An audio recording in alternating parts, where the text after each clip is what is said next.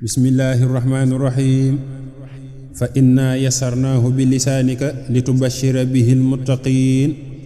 wa innaka la ala xuluqin adim wa inna laka la ajran gayra mamnun allahumma salli wa sallim wa barik ala sayyidina wa mawlana muhammadin wa ala alihi wa sahbihi wa sallama taslima muharramu madaha ahmada madahtu nabiyal muntaqa nuura asmaana li wajhi rahimin lam yadal qattu rahmaana xamaani ani shaytaani wa durri maliki bi jaahi shafiicin xaadali minhu ixsaana raditu anil baaxi wa an xayri xalqihi wa fi madqihi jaawaztu ka'ban wa xassaana rafa'tu ilal muxtaari lillaahi muddatan midaadi wa aqlaami wa liizaana miizaana mahallaahu amraadan naxadni bijaahihi kamaali siwaa xalbi nafallaahu ahzaana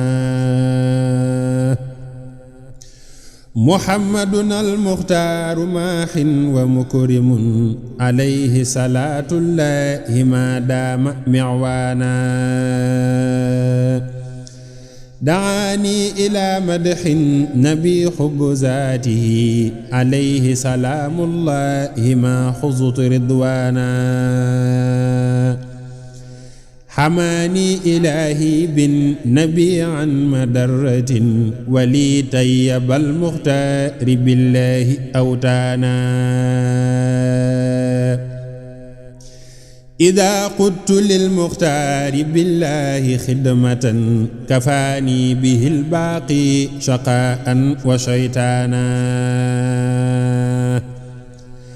xamidtu alal muxtaari rabbil lazii maxaa uyuuban naxat zaati wali qaada gufraana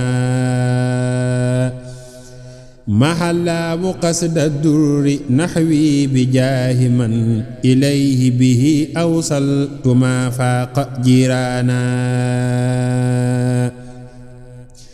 daani li iqdaamin nabi xubbu zaatihi bi xubbi raxiimin lam yadal qattu raxmaana